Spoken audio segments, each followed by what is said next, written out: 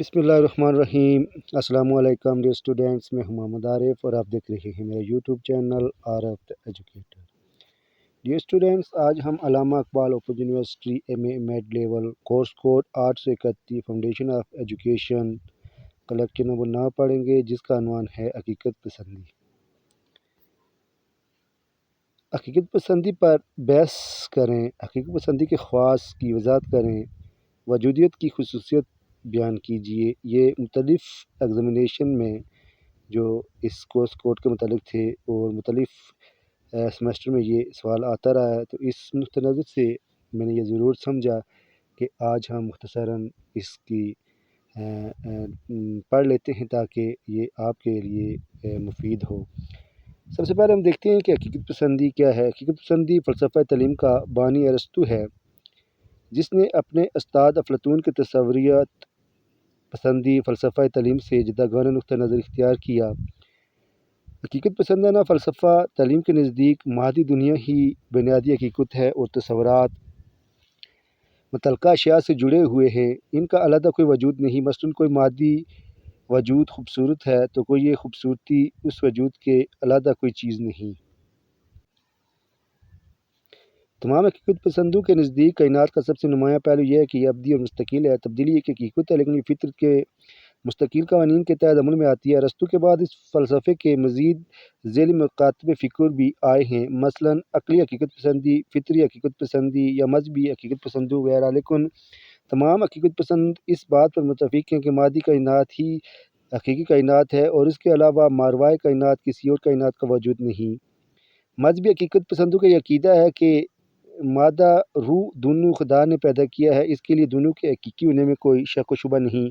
ان کے نزدیک ایک مادہ کے وجود کی تصدیق ہمارے خواص کے ذریعے ہوتی ہے، جبکہ روح کی حقیقت کی تصدیق کا ذریعہ وہی ہے۔ جبکہ فطری حقیقت پسند روح کے وجود سے انکار کرتے ہوئے کہتے ہیں کہ ایک حیاتیاتی وجود ہے جو نہایت اعلیٰ قسم کے اعصابی نظام اور ایک معاشرتی مزاج کا حامل ہے۔ اس فلسفہ تعلیم کے علم برداروں میں ہیبس، لاکس اور سپینر خاص طور پر نمایاں ہیں۔ حقیقت پسندی کے بنیادی اصول۔ حقیقت پسندی فلسفہ تعلیم کے تفصیلی مطالعے کے بعد اس کے بہت سارے اصول متعین ہوتے ہیں، تاہم ان تصورات کائنات، تصور انسان، مادہ، روح اور خواص وغیرہ کے بارے میں چند اہم اصول اور بنیادی فکریں ہیں جو حسب ذیل بیان کی گئی ہیں۔ مادہ ہی اصل حقیقت اعلیٰ ہے۔ حقیقت پسند فلسفہ تعلیم کا پہلا اصول ہے یہ کہ مادی دنیا ہی حقیقی دنیا ہے۔ یہ تصور غلط ہے کہ مادی دنیا حقیقی دنیا کا محض عکس ہے۔ کائنات اور موجودات مشاہدہ کرنے والوں کے محض تصورات ہی نہیں بلکہ یہ آزادانہ ٹھوس مادی حقیقت وجود رکھتے ہیں۔ یہ قوانین کے ایک ایسے نظام کے تحت چل رہی ہے جس پر انسانیت کا بہت تھوڑا اختیار ہے۔ مادہ اور روح دونوں خدا نے پیدا کیے ہیں۔ حقیقت پسند فلسفانہ تعلیم کا دوسرا اصول مذہبی حقیقت پسندوں کے نظریہ نقطہ نظر سے ہے کہ مادہ اور روح دونوں خدا تعالیٰ کی تخلیق کردہ ہیں، اس لیے دونوں کے حقیقی ہونے میں کوئی شک و شبہ نہیں۔ اس گروہ سے تعلق رکھنے والے فلسفی چونکہ عیسائی تھے، اس لیے وہ تسلیم کرتے ہیں کہ خداوند تعالیٰ بذات خود ایک اعلیٰ روح ہے جو ہر لحاظ سے مکمل ہے اور اس کی طرف سے حاصل ہونے والا علم حقیقی ہے۔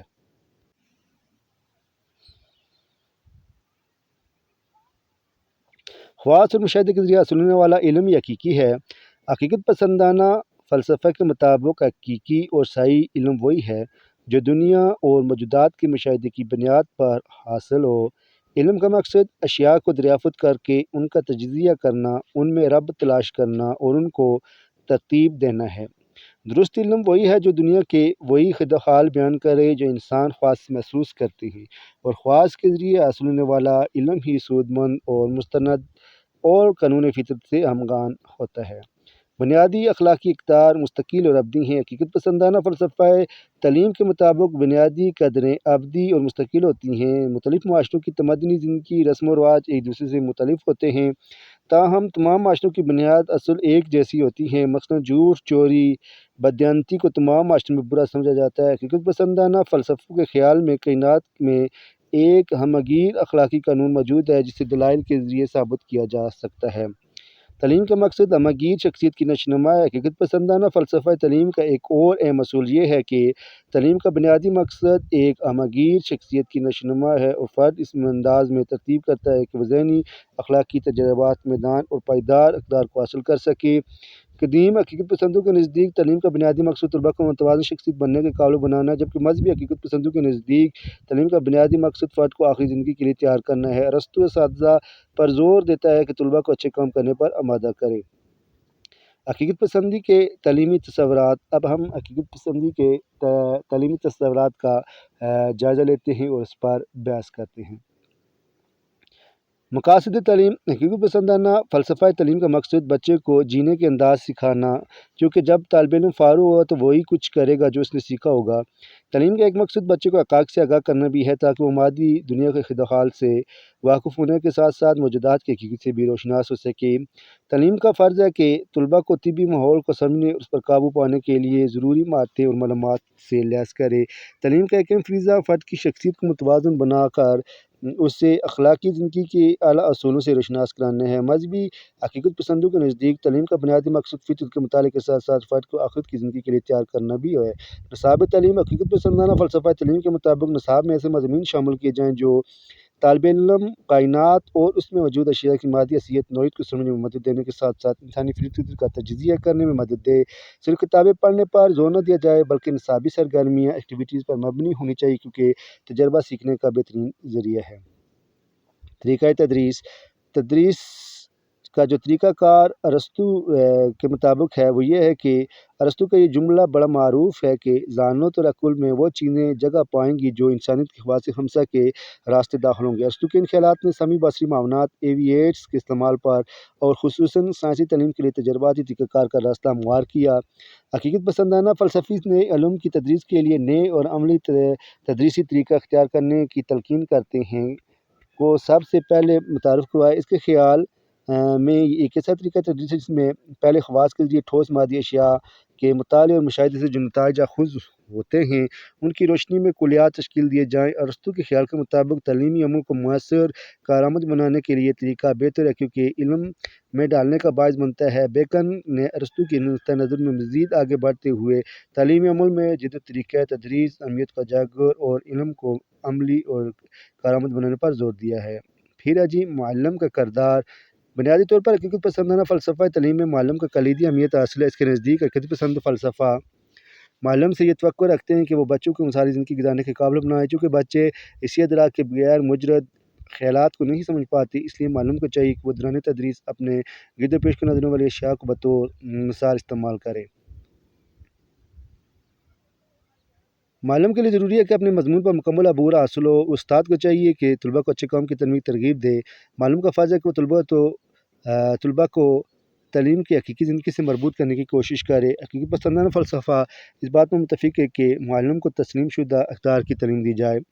متعلم کا کردار۔ حقیقت پسندانہ فلسفے کے تحت بچوں کو سخت نظم و ضبط کا پابند بنایا جائے، اسے اپنے ملک قوم سے وفاداری کی ترتیب دی جائے۔ حقیقت پسندانہ فلسفہ تعلیم عمل کے ذریعے فرد کو اچھا شہری اور کامیاب انسان بنانا چاہتے ہیں۔ بچہ تجربات سے سیکھتے ہیں۔ حقیقت پسندوں کے اس بات پر زور دیا ہے کہ طلباء کو قومی اور بین الاقوامی زبانیں سکھائی جائیں، طلباء کے ساتھ تعلیمی میں سخت رویہ اپنانے سے گریز کیا جائے۔ نظم و ضبط۔ حقیقت پسندانہ مکتبہ فکر نظم و ضبط کی طرف زیادہ توجہ نہیں دیتے۔ ارسطو افلاطون کے تصور نظم و ضبط کی تائید کرتے ہوئے کہتا ہے کہ تعلیمی عمل میں نظم و ضبط کی تمام ذمہ داریاں ریاست کے سپرد ہونی چاہیے۔ ریاست کا فرض ہے کہ وہ اپنی ضرورت اور قومی مقاصد کے مطابق تعلیمی عمل کو جاری ساری رکھے۔ حقیقت پسندانہ فلسفہ تعلیم تعلیمی عمل میں بے جا آزادی کے قائل نہیں اور نہ ہی وہ اصول تعلیم کو فرد کی ذاتی مرضی پر چھوڑنے کے قائل نہیں۔ اس کے برعکس وہ ریاست کے زیر انتظام تعلیمی عمل کو جاری و ساری رکھنے کے حامل ہیں۔ ڈیئر اسٹوڈنٹس، یہ تھا آج کا لیکچر جو اختتام پذیر ہوا۔ اس کے ساتھ ہی میں آپ سے اجازت چاہتا ہوں۔ وما توفیقی الا باللہ۔ السلام علیکم۔ خدا حافظ۔